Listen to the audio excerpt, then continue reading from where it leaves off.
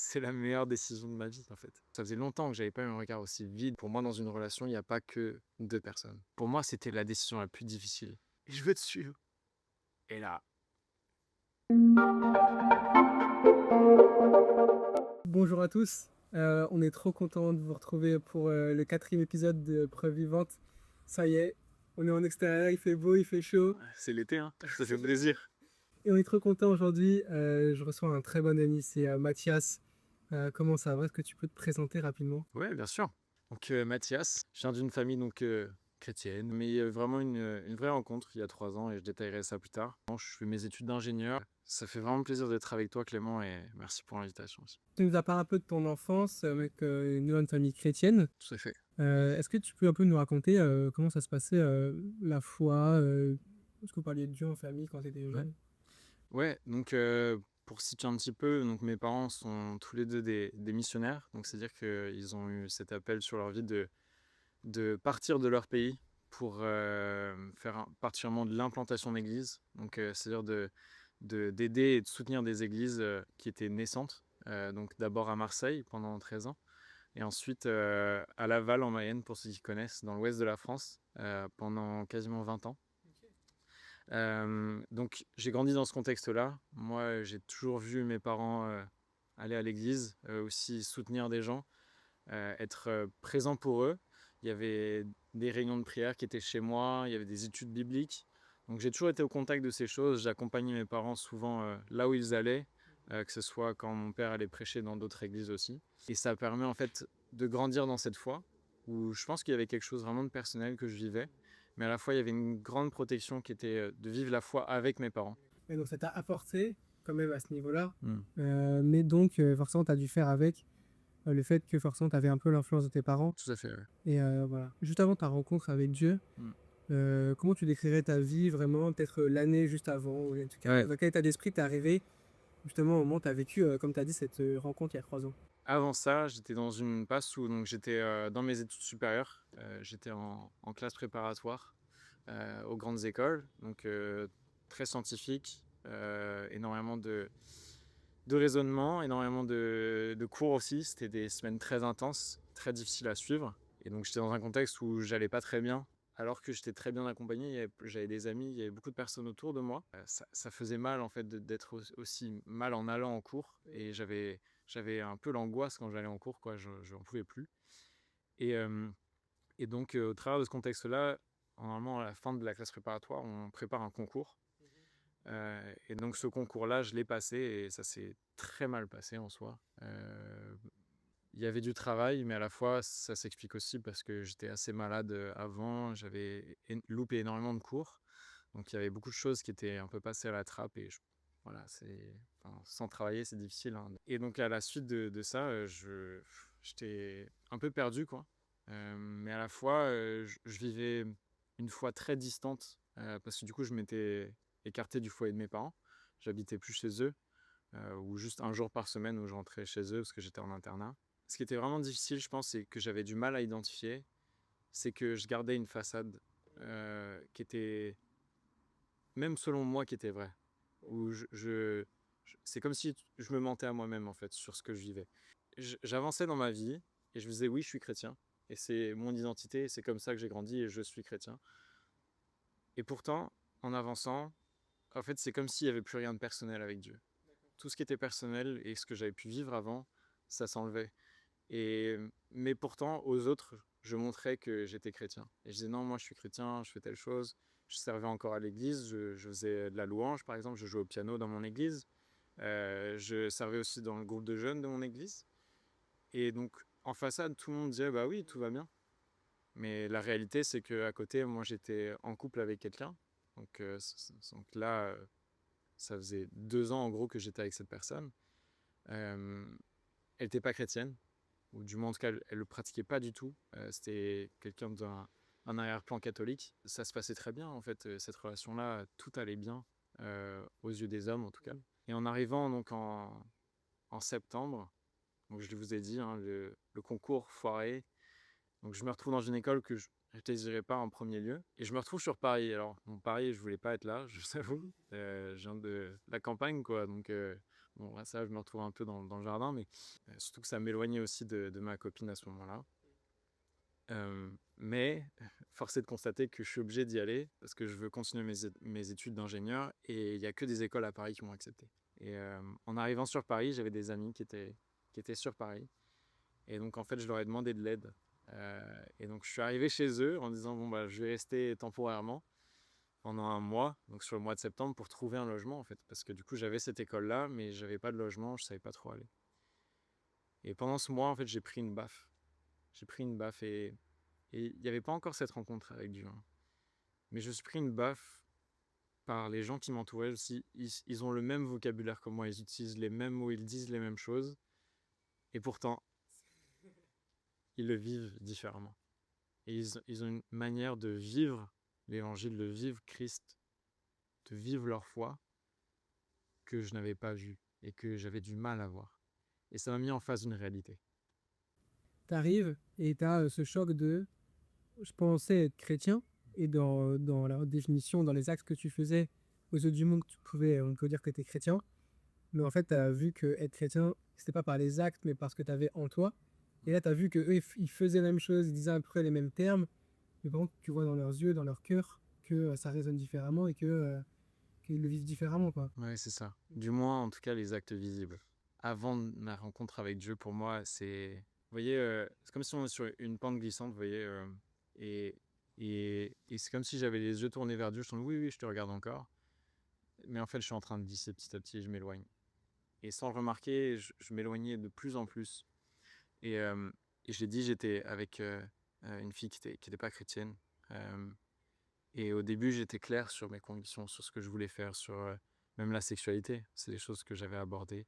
Et j'étais en non, je peux pas faire certaines choses. Mais après, petit à petit, on commence à faire des concessions et on se laisse même avoir, en fait, par nos propres désirs, par les désirs qu'on a, hein, dans notre chair, qui sont bien là. Et c'est pour ça que je parle d'actes visibles, parce que oui, aux yeux de, en tout cas, les chrétiens qui m'entouraient, j'étais peut-être un exemple, ou en tout cas, je voulais rester un exemple pour eux. Mais derrière, en fait, je cachais des choses que peu de gens ont vues. C'est un peu horrible à dire, quoi, mais je veux dire, le samedi soir, j'étais avec elle et j'étais chez elle et je restais la nuit. Et le dimanche matin, j'allais à l'église et je jouais à la louange, quoi. Et il y a une soif qui a été créée, en fait, en voyant ces gens qui aiment Dieu de tout leur cœur et qui veulent le vivre au quotidien, parce que j'étais dans leur quotidien. Ils ne pouvaient pas me cacher les choses. C'était pas que de la façade. C'était que j'étais dans leur quotidien, 24 heures sur 24 après. Et ces gens-là, ils m'ont montré que même dans leurs faiblesses, même dans leurs erreurs, même, ils, en fait, ils veulent vivre Christ. C'était incroyable ce moment-là où je disais, mais attends, il y a des choses que j'ai pas compris. Et je me suis plongé dans la parole de Dieu. Et je peux dire, ça faisait longtemps que j'avais pas ouvert une Bible réellement, sincèrement, hors du dimanche matin où on me citait des versets, quoi. Et là, je me suis dit, mais je veux la décortiquer, je veux vraiment regarder, mais pourquoi est-ce que je me sens mal vis-à-vis de ce que je suis, de ce que je fais? Pourquoi est-ce que je suis pas à l'aise avec ces gens-là? Alors que pourtant, ils sont géniaux. J'étais pas à l'aise parce qu'il y avait une différence. Et ça m'a mis en face de ça. Et je pense que c'est le Saint-Esprit aussi qui agissait petit à petit. Je pense réellement que le Saint-Esprit habitait en moi déjà. J'avais accepté Christ dans ma vie et j'en suis convaincu. Mais je me suis éloigné. Et là, c'était l'occasion de revenir. Et juste, cette comparaison, elle me parle, peut-être, t'as fait un peu, t'as parlé de la pente glissante tout à l'heure. Oui. Et en fait, c'est un peu comme si t'avais donc une pente comme ça, là t'as Dieu, là t'as le péché. Et en fait, si jamais tu fais rien quand t'es dans un toboggan, tu glisses doucement. Ouais. Monter vers Dieu, c'est difficile, c'est de l'effort. Par contre, si tu veux descendre dans le péché, c'est sous droit. Et par contre, pour le retour que tu viens de te tomber, en fait, c'est une porte infinie, hein. Et bah, c'est super difficile. Alors, par la grâce de Dieu, il t'aide et il te porte. Mais en fait, cette analogie de la pente, j'aime beaucoup parce qu'en fait, s'éloigner, c'est tellement plus simple que de se rapprocher. Et surtout quand tu fais, en fait, c'était là. Ouais. Et l'inaction mène en fait à... Je fais des concessions sur ma vie et sur ce que j'ai envie de faire, comment j'ai envie de grandir avec Dieu. Et, euh, et tu l'as dit, de remonter cette pente, c'est difficile. Et ces personnes-là, elles m'ont aidé à au moins arrêter ma chute. Et à dire, hé Mathias, c'est pas trop tard. Et ils m'ont eu à cœur, ils ont prié pour moi. Et un gros bouleversement, en fait, ça a été un week-end avec plein de jeunes de nos âges, quoi. Et il y avait des gens là-bas que je ne connaissais pas du tout. Et pourtant, j'ai l'impression que c'était une famille. Parfois, on peut dire ces choses un petit peu, ah, t'es mon frère, t'es ma sœur. Mais quand on le vit réellement et qu'on a l'impression d'arriver dans une maison où il y a des gens qu'on ne connaît pas du tout, la moitié des personnes, tu ne les connais pas, et pourtant, tu as l'impression d'être lié à eux. Tu te dis, mais oui, j'ai envie de l'appeler mon frère. Et on a passé une soirée entre gars où on a partagé nos sujets de prière. Et là, j'ai partagé ma réflexion du moment, on va dire, qui était en fait, je suis dans une situation où je suis pas à l'aise. Parce que je suis en train de décider de cheminer avec quelqu'un qui m'emmène pas vers Christ, mais qui m'éloigne de lui. Et par des rêves qui sont pas agréables à voir, ou par exemple, ça me projetait dans le futur avec cette personne, mais avec de la souffrance. Que de la souffrance. Ça fait un choc. Ça fait un choc parce que tu idéalises la relation. Tu te dis oui, mais tout va rentrer en ordre, tout ira bien. Et non. Et après, c'était des versets que je lisais. Je suis oh là là, je marche droit dans le mur, en fait. Je me trompe. Et plus j'avançais, plus je me disais, mais en fait, j'aime Dieu au-dessus de toute autre personne dans ce monde. Et si je dois faire un choix, je dois choisir Dieu. Mais c'est pas un choix qui est simple. Parce que quand tu as été dans une relation de 2 ans avec quelqu'un et que tu as construit quelque chose, à ce moment-là, je l'aimais énormément, cette personne. Mais pourtant, je sentais que j'étais tiraillé, mais pourtant, j'avais envie de me rapprocher de Dieu. Et il fallait faire cette décision. Et ces gens-là, du coup, je leur ai partagé cette réflexion. Et ils m'ont pas du tout dit « Ah, mais oui, mais c'est n'importe quoi ce que tu as fait, évidemment que tu... » Non, de l'amour. De l'amour. Ils m'ont donné des versets. Ils m'ont dit « Tiens, lis ça quand tu te sens de le faire. On va prier pour toi, mais on va pas que prier pour toi. On va prier pour elle. » Et là, je me suis dit « Mais c'est qui ces mecs? C'est qui ces gars ?» Et là, il y a eu un vrai changement dans mon cœur. Je me suis dit « Ok, il faut que je passe à l'action. » Le week-end d'après, j'allais voir cette fille, justement. Et là, pour moi, c'était tellement important de faire les choses, mais d'être honnête dans ce que je ressens aussi. Et il y avait cette peur de se dire, est-ce que je suis un faux témoignage? Est-ce que, en fait, en disant ça, en fait, elle va se dire, mais l'amour de Dieu, c'est n'importe quoi. Et il y a ces peurs-là, évidemment. Mais pourtant, je devais faire confiance à Dieu. Et donc, j'y suis allé. Et là, j'arrive devant le panneau du village, je suis en panique. Je suis en panique. Et donc, je rentre, je parle on se donne des nouvelles rapidement. Ça dure, je sais pas, 5 minutes, je pense, même pas. Et j'avais dit à Dieu, j'ai dit, Dieu, je sais pas comment je vais faire. Aborde le sujet pour moi, j'en sais rien, mais fais quelque chose et parle à ma place. En fait, j'ai pas envie de parler, j'ai trop peur. Et en fait, c'est elle qui a abordé le sujet. Et bon, elle le ressentait, il y avait une différence aussi dans la façon dont je lui parlais, dans la fréquence avec laquelle je pouvais lui parler. Et du coup, elle m'a demandé, bah, est-ce que tu as pensé à me quitter cette semaine? Et c'est là où je me suis dit, bah Seigneur, là, c'est toi qui vas parler. Et là, j'ai débité. Et j'ai tout dit, en fait. J'ai dit ce que je ressentais à ce moment-là. Et j'ai dit que pour moi, Dieu est au-dessus de mon amour pour elle. L'avenir ensemble, j'arrive pas, en fait. C'est trop douloureux, il y a trop de souffrance. Tant pour moi que pour toi. Et moi, ça m'éloigne de Dieu. Alors ça me plaît pas. Et c'est ça qui a fait ce choc aussi. En elle aussi, je pense. Mais qui était nécessaire. Il y avait une vraie peur de se dire, mais en fait, je vais faire ça, et derrière ça, en fait, il y aura un vide. Parce que c'était une part de moi à ce moment-là, évidemment. Et les amis, c'est la meilleure décision de ma vie, en fait. Amen. C'est la meilleure décision de ma vie. Je sors de cette maison, elle ferme la porte derrière moi, et je me suis dit, je vais être vide de sens. Mais j'étais rempli d'amour. Et j'étais rempli de paix et de joie. Et gloire à Dieu, franchement, parce que c'est impossible. C'est impossible dans une situation comme celle-là, où pour moi, c'était la décision la plus difficile. De dire, mais en fait, j'abandonne ce que j'aime. Et pourtant, j'étais rempli d'autre chose. Et d'un amour infini qui est incomparable. Et je m'attache encore à ce sentiment, et je le dis souvent, ce sentiment d'amour que j'ai ressenti, je l'ai rarement ressenti à nouveau. Comme ça, aussi intensément. Mais c'était comme si on m'enveloppait, quoi. On me dit, mais hey, tout va bien en fait. Quand on prend ces décisions qui honorent Dieu, où je crois vraiment que de rentrer dans ses voies, de rentrer dans son plan, de dire, mais en fait, je choisis de te suivre réellement. Et je veux pas faire semblant.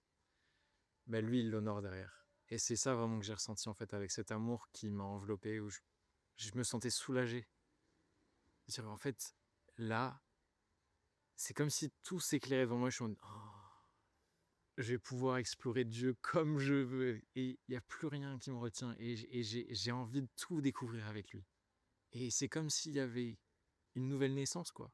Et c'est vraiment ça le terme, je pense. Tout déclenché. Et après, il y a eu un ascenseur dans ma foi où c'était. Enfin, je pense que les gens qui étaient là pour le voir, euh, c'était fulgurant. En fait, c'est comme si je découvrais tout à nouveau. Alors que pourtant, j'avais des connaissances. J'avais des connaissances de la Bible. Je connaissais ma Bible. Je connaissais beaucoup de choses. Je connaissais plein de chants de louanges. Mais il y a eu une réelle rencontre. Et c'est ça le fin mot, je pense. C'est une vraie rencontre. Et c'est le changement dans ton cœur, en effet, que tu vis les mêmes choses, mais tu ne le vis pas pareil intérieurement. Notamment s'il y a des personnes qui sentent qu'ils vivent des journées, et les journées sont censées être bonnes, mais ils sentent qu'au fond d'eux, il se passe quelque chose qui se passe pas. Ils sentent qu'ils sont comme en déconnexion avec les autres, c'est ce que tu disais. Parfois, tu peux être chrétien, et en fait, c'est l'inaction. L'inaction mène à cette phase, et honnêtement, il y a tellement de choses que j'ai envie de commenter sur ce que tu as dit. Je suis trop touché, mais en fait, pour en revenir quelques-uns, déjà la fidélité de Dieu est extraordinaire. Ça. Le fait que tu t'es remis à Dieu, ça c'est, enfin, que tu l'as dit, prends ma bouche. Et il y a encore un truc qui fait que Dieu il est passé à travers toute chose. Ouais. En fait, Dieu, dans ta fidélité, il est passé à travers cette personne qui était en face. Parce qu'en fait, à travers elle, il a agi dans le parfait timing. Et ça me rappelle un tout petit témoignage que j'ai. C'est quand moi j'ai commencé à m'intéresser à Dieu, etc. J'étais trop timide d'aller à l'église, à voir d'autres gens, etc. Et parce que ma famille n'est pas forcément pas souvent à l'église, etc. Et en fait, c'est venu de mon petit frère à 9 ans. Je ne savais pas comment pouvoir me dire, oh, je vais aller à l'église, mais tout seul, c'est bizarre, je viens de ma famille, tiens, qu'est-ce qui se passe et tout. Et puis, en fait, j'étais là en mode, mais Dieu, comment je vais faire, etc. Il faut qu'il se passe un truc. Et puis, mon petit frère, un jour à table, il dit, j'aimerais bien aller à l'église. Sorti de nulle part, c'est vraiment sorti de nulle part. Et en fait, ça me parle, en fait, ce que tu as dit, parce que vraiment, c'est ce moment-là où tu attends, tu dis, ok, il me faut un truc, il me faut que tu débloques un truc. Bah, il va passer même par quelqu'un qui est non chrétien, en fait. Et donc, tu as pris cet ascenseur. Est-ce qu'il y a un autre moment que tu voudrais nous raconter qui a été important dans ce plan? C'est sans doute des moments qui t'ont un peu débloqué. Ouais. Donc je l'ai dit, là, il n'y a aucun souci pour le dire. Et j'aime témoigner sur ça. J'aime parler de ce que j'ai fait dans mon passé. Et comme je le dis, pour moi, c'est hyper important de se dire qu'on est affranchi en fait de ces choses. Et que peu importe le regard que les gens peuvent avoir sur moi. Et j'avais peur de ce regard avant, hein, je vous avoue. C'est difficile pour moi de dire, bah, j'ai eu des relations sexuelles avant le mariage, surtout dans un milieu chrétien, en ayant des parents qui sont missionnaires, mon père pasteur. Enfin, il y a un contexte, il y a quelque chose qui installe presque une pression que tu te mets sur toi. Tu es le fils du pasteur, tu peux pas faire ces choses. Et pendant longtemps, ça a traîné quand même. Parce que là, je l'assume devant vous. Mais pendant près de 9 mois, je l'assumais pas. Et je racontais mon témoignage en disant, voilà, j'ai arrêté cette relation, mais Dieu m'avait protégé. Aïe, aïe, aïe, il y avait quelque chose quand même. Hein. Il y avait quand même. Et je pense que Dieu fait les choses dans son timing aussi. Il débloque les choses petit à petit. Et je pense que c'était vraiment le timing de Dieu dans ça. Ça veut pas dire que c'était bien ce que j'ai fait. Parce qu'en plus de ça, donc, en disant, peut-être en cachant une partie, voilà, ça aurait été quelque chose. Mais je l'ai caché par un mensonge en plus. Et ça, les amis, ça détruit. Ça détruit parce que ça nourrit quelque chose en plus dont j'avais pas conscience. C'est qu'en fait, on s'habitue au mensonge presque dans les témoignages. Et, et ça a été très important pour moi de parler de ça plus tard, où on a parlé de The Rencontre dans l'épisode précédent. Enfin, vous avez, pas moi, mais vous avez parlé de The Rencontre avec Naomi. Et pour moi, c'est. Donc, allez voir l'épisode 3 si vous n'avez pas vu. Mais j'étais, donc, comme tu l'as dit, dans un ascenseur en fait. J'avais l'impression de tout le temps progresser. J'étais en mode waouh, j'ai tellement exploré. Et la sensation que j'ai ressentie, à 2 semaines avant The Rencontre, je pense, c'était comme si j'étais à un plafond de verre. Mais je sais qu'il y a plus. C'est impossible d'avoir tout compris avec Dieu. Et j'ai l'impression que je suis saturé, que j'arrive pas à aller plus loin. Il y a un blocage. Et je pense que maintenant, avec du recul, je peux dire que c'était pas un plafond de verre, mais c'était plutôt des chaînes qui me retenaient par en bas, tu vois. Mais non, il y a encore au-dessus. Mais non, t'es retenu. Et j'arrivais pas à saisir ce que c'était. Parce que je l'avais tellement enfoui, dans des mensonges en plus, parce que je disais à tout le monde que non, moi je suis clean. Et donc ces rencontres arrivent, et je me dis, mais Seigneur, c'est pas possible. Je vais vivre un week-end où je sais que ça va être vraiment fort, il va se passer plein de choses, mais là je suis bloqué. J'ai envie d'apprendre sur toi. Alors Seigneur, s'il te plaît, montre-moi ce qui va pas. Et je fais cette prière. Les amis, quand vous faites une prière comme ça, Dieu parle. Et, euh, et je fermais les yeux et je priais. Mais Seigneur, je comprends pas. Et là, pas flashback en fait. Et ça m'a remontré cette relation et ce que je pouvais faire. Et ça m'a fait très mal. Parce que ça a presque détruit l'image que j'avais de moi-même où je me disais non, mais en fait, c'est bon, je suis devenu. Et non, il y a encore des choses qui vont pas. Et là, je me suis dit, mince. Et là, ça m'a rappelé l'importance de la confession. Et là, j'ai fait appel à mon frère de toujours, Jonathan, le cousin d'Inès. Enfin, je lui ai envoyé un message, je lui ai dit, écoute, Joe, faut que je te parle de quelque chose. Et donc, on a pris un temps le midi, en fait. On s'est éloigné des autres, on s'est isolé. Et on a parlé de ces choses-là. Et pour moi, c'était important de lui confesser. Et, euh, et donc, je lui ai dit, en fait, je lui ai dit, bah écoute, voilà, en fait, ce que j'ai fait. Et comme toujours, il a ce regard qui est rempli d'amour. Je trouve, c'est ça. Ça me fascine, en fait.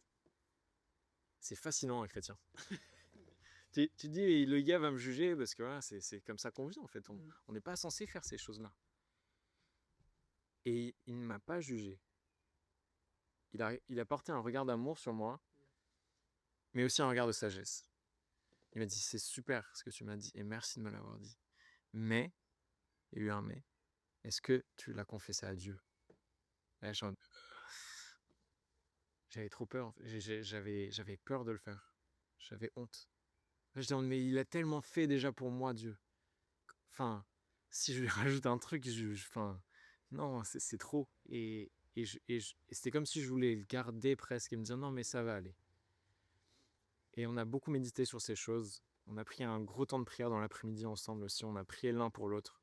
Où vraiment, on s'est dit, ok, on se décentre de nous-mêmes. On a marre de penser à nous et de nos problèmes, de ce qui se passe. On prie que pour l'autre. Et c'était incroyable. Un temps, mais béni. Je pourrais pas étaler tout ce qui s'est passé, mais dans la soirée, j'étais mais déphasé avec le reste du monde. J'étais sur ma chaise, exactement comme ça. Tout le monde louait autour de moi, les mains en l'air, wow, amen, ça chantait génial et tout. Et moi, j'étais comme ça, quoi. Un regard, mais vide. Et je pense que ça faisait longtemps que j'avais pas eu un regard aussi vide et avec aussi peu de joie, en fait. Et j'étais le regard dans le vide, comme ça. Comme si je disais, mais en fait, ce sera trop difficile. Je ferai jamais ça. Et là, les amis, et encore maintenant, parfois, j'ai du mal à y croire. Mais c'est comme une voix. C'est comme une voix Mathias, lève-toi. Et pendant ce temps-là, il y avait un appel. Moi les appels, c'est mort. Moi, je veux pas aller tout devant là. Seigneur, tu connais mon cœur, moi, je n'irai pas là-bas. Il me dit, mais lève-toi. Ok. Je dis, mais si personne n'entend ça, s'il n'y a que moi en fait. Ok, et tout. Et je me lève. Et je me dis, bon, c'est vrai, je devrais peut-être louer quand même, parce que voilà, tout le monde loue autour de moi. C'est quand même un moment où je dois adorer Dieu, quoi. Donc je me dis, bon, je me bouge un peu et je commence à chanter. Je marmonnais un peu, quoi. J'étais pas à fond. Et il faut savoir que les rangées sont quand même assez longues. C'est une vingtaine de chaises, je pense. Et, euh, et je voyais pas qui y avait vraiment autour de moi. Enfin, je voyais très proche, mais pas loin, quoi. Et là, la même voix, mais avec un peu plus d'autorité, oui. C'était un peu moins doux et en mode Mathias, lève-toi. C'était Mathias, maintenant, c'est bien, tu t'es levé, je te demande d'aller au bout de la rangée. Genre, t'as pas besoin d'aller tout devant, va au bout de la rangée, dans l'allée. Et pourtant, c'était vraiment là et c'était fort, quoi. Mais j'ai jamais ressenti ça avant. Enfin, je me dis, bon, ok. Je me dis, bon, je sais pas, ça me paraît fou, mais vas-y, j'y vais. Je vais au bout de la rangée. Et là, qui je vois au bout de la rangée et en fait, honnêtement, je ne savais même pas qu'il était là. Et c'est Jonathan.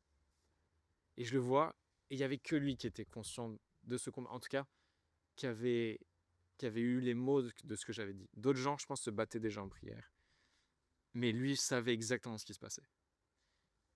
Et je me suis effondré dans ses bras, en fait. Et, et j'ai pleuré toutes les larmes de mon corps, mais franchement, ça me paraissait énorme. Et c'était pas que des larmes, il y avait aussi énormément de morve, je vais pas mentir. Le t-shirt de Jonathan s'en souvient. C'est des détails comme ça, mais c'est tellement vrai. En fait, c'était trop et j'ai tout lâché. J'ai tout lâché. T'avais plus de face à tenir, en fait, tu t'es J'avais complètement plus rien. lâché, en fait, et ça. Et c'était trop difficile à porter seul pour moi. J'arrivais pas en fait. Et c'est pour ça que c'est important aussi d'aller vers ces gens-là en qui vous avez confiance et qui vous permettent d'être vrai et authentique, quoi. Et pour moi, cette personne-là, à ce moment-là, c'était Jonathan. Mm. Il a prié pour moi d'une manière tellement intentionnelle qu'il était à fond, quoi. Et pendant ce moment-là, pareil, encore une voix, mais là, avec plus d'autorité encore, je dis, mais Seigneur, moi, il me dit, Mathias, je te demande pas grand-chose. Ok. Je te demande de te tourner vers moi et de me dire, non, pas de me dire. Pardon, c'est pas ce qu'il m'a dit. Il m'a dit de crier. Et il faut savoir que je suis pas quelqu'un de très extraverti de base. Ça s'améliore énormément. On le voit, je débite pas mal en plus maintenant, mais à ce moment-là, et surtout de crier, moi, je suis pas du tout à l'aise, quoi. Et il y a des gens qui criaient peut-être dans la salle et tout, et moi, c'était vraiment un inconfort pour moi de faire ça. Je me dis, mais tout le monde va me regarder. Même au-delà du fait de crier de base, il y a plein de gens autour. Enfin, les gens, ils sont en train de louer, ils sont tranquilles et tout. C'est mort, je vais pas faire ça et tout. Mais pourtant, il me demande ça. Il me dit, tu n'as pas besoin de me dire grand-chose. Mais tu dois me dire 3 points, quoi. Que tu me demandes pardon, que tu veux me suivre et que tu m'aimes. Mais c'était trop difficile, quoi. Et après, j'étais comme ça, je me disais, mais pourquoi j'arrive pas à le dire? Et je me disais, Mathias, mais dis-le. Mathias, dis-le. Et je pense que j'ai dû me le répéter ça une centaine de fois. Et au bout d'un moment, je dis, bon, ok. Et là, déjà dans mes gestes, et là, je fais comme ça. Et là, je crie, quoi. Je fais, Seigneur, je t'aime. Je te demande pardon. Et je veux te suivre. Et là, inexplicable. Un poids, mais qui s'enlève. Je m'effondre par terre. Je suis déjà en larmes. Je pleure encore plus. Mais je fais pas que pleurer, je crie. C'est comme si on me détache quelque chose qui était dans mon cœur profondément. Et pour moi, il y avait une part oui, cette part de sexualité qui était là. Il y avait aussi une part de mensonge. Et toutes ces choses, elles avaient comme des griffes, quoi. Elles s'étaient serrées sur mon cœur. Mais là, ça s'enlevait. Et ça fait mal. Et c'est comme si mon cœur, il souffrait pour de vrai. Et j'étais par terre. Je pense que les gens étaient assez choqués autour, franchement, en toute sincérité. Et je faisais pas mon cinéma, quoi. J'étais mais bouleversé à un point où j'avais pas assez de force pour me relever. Mais à la fois, je me sentais tellement bien, où j'étais en fait, pour moi, je voulais juste être à genoux devant Dieu, la tête contre le sol, mais littéralement. Et les gens qui m'ont vu ont vu que j'avais le front brûlé. Parce que c'était tellement important pour moi, et je restais comme ça en fait. Et ensuite on m'a relevé, on m'a emporté, mais j'étais tellement bien faible devant Dieu. Et c'est quelque chose, je pense, qu'il faut garder aussi, c'est que en fait on n'a pas besoin d'être sur un piédestal devant Dieu. En fait, on n'a pas besoin de ces choses. On peut être tel qu'on est et faible. Et à ce moment-là, j'étais très très faible. Mais c'est seulement là où je voulais être, c'était au pied de Dieu, quoi. Et c'est ce qui s'est passé. Et l'importance derrière, et c'est là où je vais boucler ce point-là, c'est que le mercredi d'après, on a parlé du groupe de prière. Et pour moi, c'est toujours très important de témoigner. Et, et pour moi, il fallait que ce soit frais, il fallait que ça parte direct. Et c'est pour ça où je parle aussi de l'affranchissement du jugement des autres, en fait. Me dire, mais en fait, peu importe ce qu'ils vont penser de moi, je m'en fiche. Parce que je sais ce que Dieu a fait dans ma vie. Et l'homme passé, il est passé. Maintenant, je suis un homme nouveau. Et si vous jugez l'homme passé, tant mieux pour vous. Moi, c'est pas moi. Moi, maintenant, je suis là aujourd'hui et je suis un homme nouveau. Et toutes ces choses que j'ai faites, Dieu me les a enlevées. Il me les a pardonnées.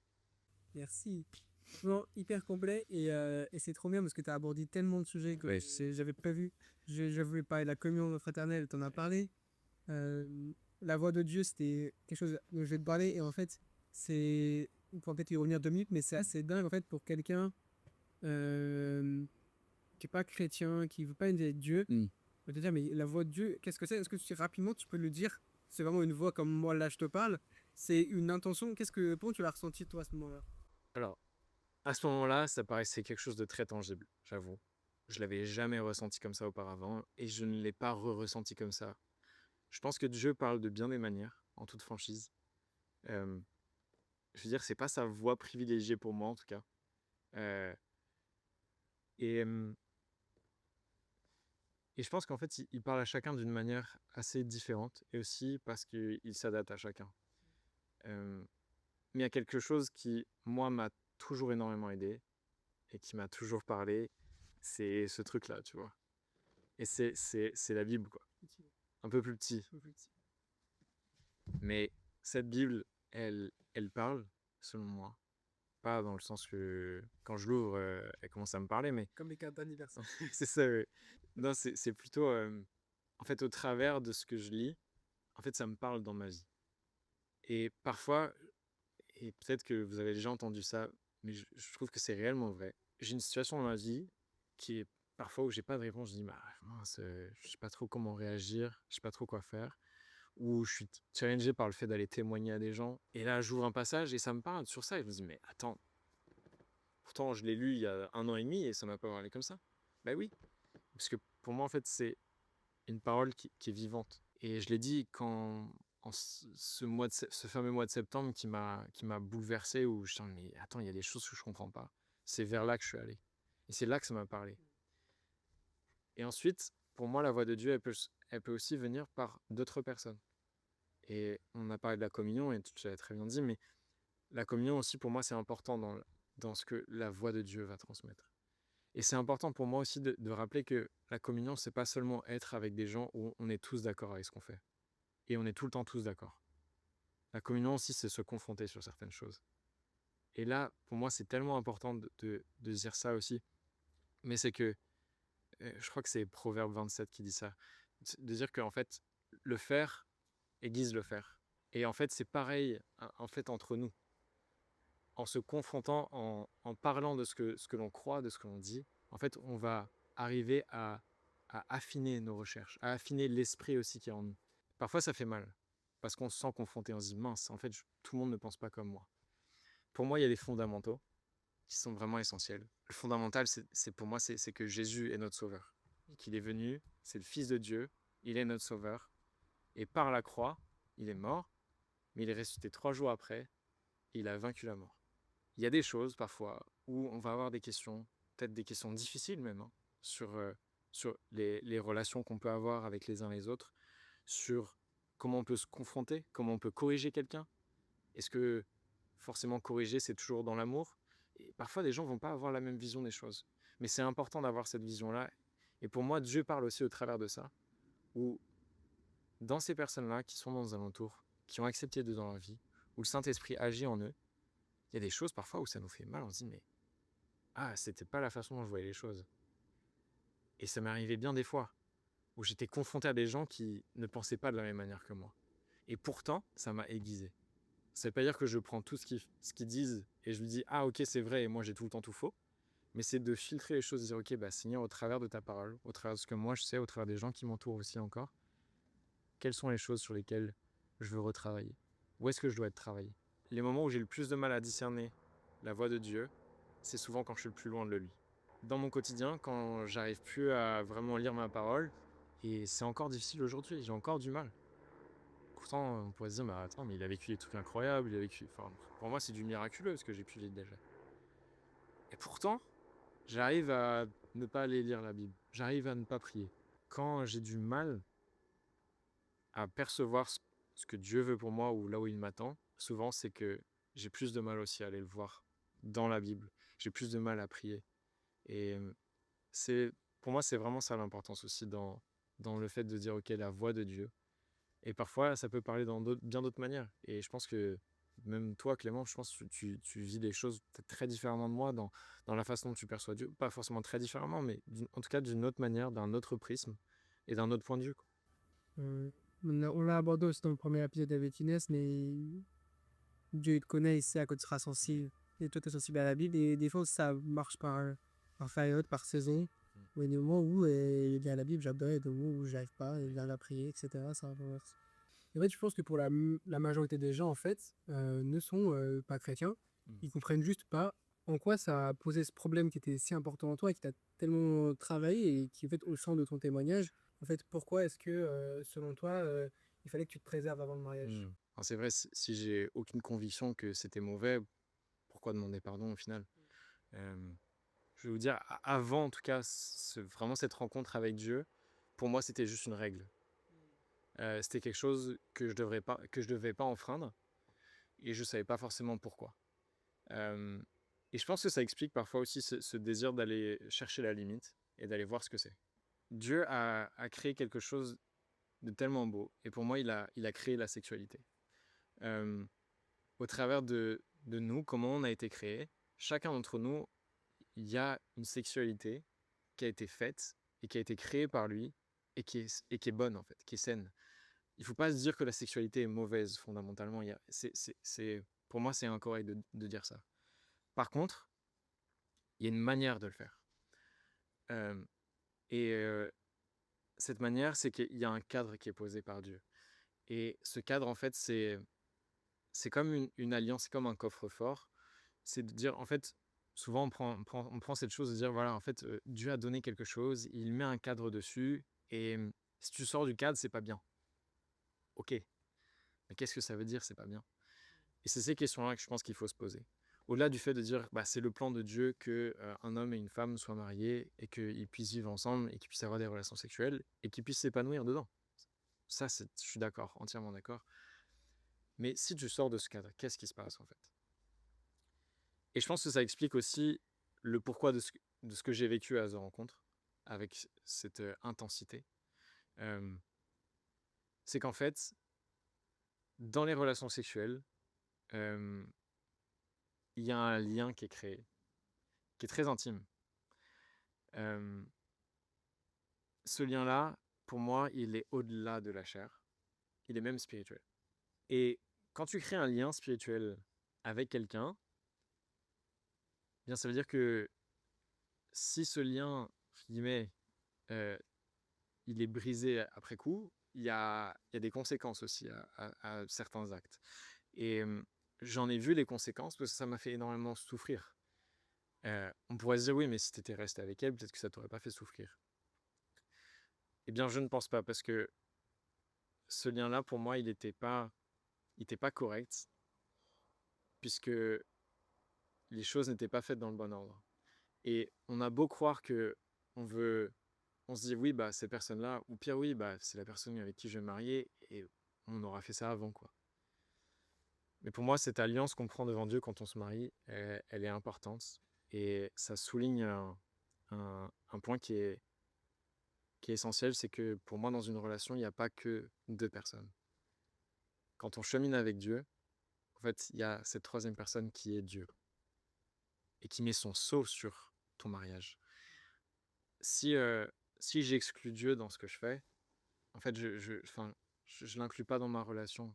Et, et pour moi, ça perd quelque chose qui est tellement essentiel et qui nous permet de vivre une relation tellement épanouie, euh, qui est basée sur l'amour qu'on se porte l'un vers l'autre. Et il y a quelque chose qui est vraiment trop beau que j'ai appris assez récemment, c'est le simple fait de dire que, en fait, et peut-être que ça paraît logique pour certains, mais être chef dans la Bible, c'est être serviteur, avant tout. Et c'est pareil dans une relation. Et dans ce qu'on peut communiquer, dans ce que je pouvais faire, en tout cas, au travers de ce que je vivais, en fait, j'étais pas dans une attitude de serviteur. Et je pense que derrière chacune des règles, lois, en tout cas, règles, c'est comme ça, que nous, on le voit, en fait, c'est un conseil, quoi, quelque Ouais. part. Ouais, c'est une protection en fait C'est qu'il une nous donne. protection, en fait. Derrière, si tu creuses, en fait, le but à la base, si encore une fois, il n'y a pas de dérive, parce qu'il y a pu avoir évidemment des dérives sur tous les sujets, en fait, c'est que c'est soit des relations qui soient basées sur l'amour, avant tout, l'amour Amen. spirituel entre deux personnes. Ouais. Et si je peux juste ajouter une dernière chose qui me paraît en fait assez essentielle et qui me revient là. En fait, ce que j'aime bien dire quand je partage à des personnes plus jeunes qui me posent cette question, c'est en fait leur dire ce que moi j'ai ressenti.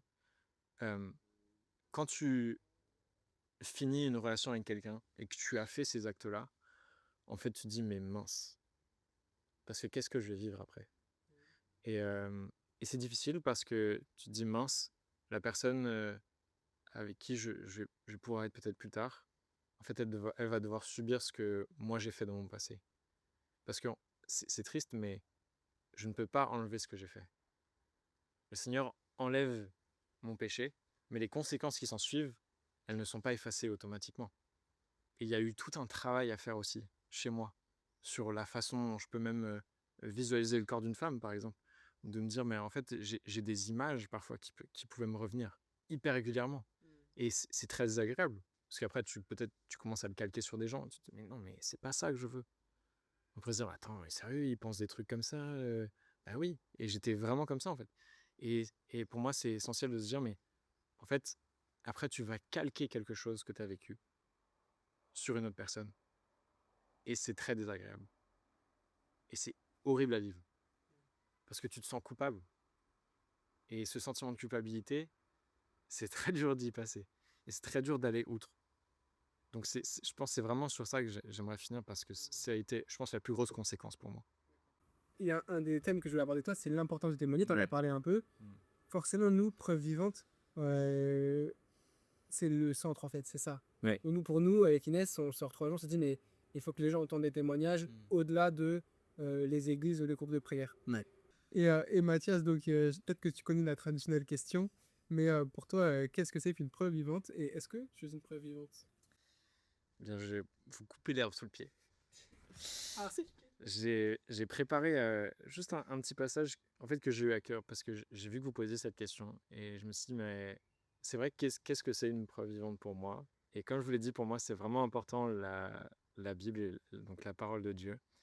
Et en fait ça m'a fait penser à, à 2 Corinthiens 3 verset 3 et je vais vous le lire. Il est évident que vous êtes une lettre que Christ a confiée à notre ministère et qu'il nous a fait écrire, non avec de l'encre, mais par l'Esprit du Dieu vivant, non sur des tablettes de pierre, mais sur des tablettes de chair sur votre cœur. Ça vient refléter ce que c'est qu'une preuve vivante. Et on le voit, c'est pas seulement ce qui est inscrit, tu vois, sur voilà, c'est des tablettes de pierre. Nous, en l'occurrence, ça pourrait être du papier ou autre chose, mais c'est aussi être une preuve au quotidien. Et pour moi, le terme vivant, il est important. Et il y a même le terme de Dieu vivant dans ce passage. Et quand Paul parle de ça, il parle en fait des chrétiens à qui il envoie cette lettre. Il dit, mais en fait, vous êtes une preuve. Et pour moi, c'est tellement ça, et c'est tellement ce que ça reflète, même dans ce que moi je ressens de ce que c'est qu'une preuve vivante. C'est d'avoir cette capacité à juste exprimer et simplement vivre selon le cœur de Dieu. Et parfois, j'y arrive pas. Mais quand on n'y arrive pas, et pour moi, c'est ça qui est important aussi dans le témoignage, c'est d'être authentique. Et je vous l'ai dit, parfois, il y a eu des mensonges dans mes témoignages. Et ça, je demande vraiment pardon à Dieu pour ces choses. Parce que pour moi, c'est clairement que je loupe l'objectif. Et qu'il y a quelque chose de mauvais qui s'en sort. Mais de pouvoir être authentique et dire, ok, bah là, en fait, là, je faisais mal les choses. Là, hier, bah, je me suis foiré. Et d'être une preuve vivante, c'est dire, j'arrive, je suis moi-même, et Dieu m'accepte tel que je suis. Et je veux vous montrer ça. Et c'est ce que je veux faire aujourd'hui avec vous. Et je veux vous montrer que, au-delà de tous mes défauts, au-delà de tout ce que j'ai pu mal faire, en fait, je reste une preuve vivante. Parce que, au travers de tous mes défauts, des erreurs que j'ai pu faire dans mon passé, des mauvaises décisions, de mes mensonges, en fait, Dieu, il a tout affranchi. Et chaque jour, il me fait avancer. Et chaque jour, il me guide. Et parfois, j'ai plus de mal à discerner. Et parfois, j'y arrive mieux. Donc pour moi, c'est tellement un objectif de garder cette authenticité. Et comme on dit souvent, de pouvoir marcher dans la lumière. Et d'être droit devant Dieu. D'être droit devant les autres aussi. Et ouais, il y a vraiment ce terme d'authenticité qui me revient, en tout cas, dans le terme de preuve vivante. Eh ben, merci beaucoup, Mathias, de nous avoir ouvert ton cœur. J'ai vraiment beaucoup apprécié vraiment cette discussion avec toi. Honnêtement, merci pour le temps que tu as livré ici. Bah, merci à tous d'avoir écouté ce nouvel épisode. Toujours trop content. Nous, on porte ce projet toujours en prière. On essaye vraiment voilà, de continuer à faire ce projet-là uniquement pour la gloire de Dieu. Donc honnêtement, bah, merci d'écouter. Pour ceux qui veulent aussi prier pour ce projet, honnêtement, ça pourrait nous être trop utile. Et puis voilà, on est présent sur YouTube, Spotify, Instagram, TikTok, de partout. Merci à tous d'avoir écouté et on se retrouve donc le 1er août pour l'épisode 5 et on vous prévoit on vous prévoit de ces super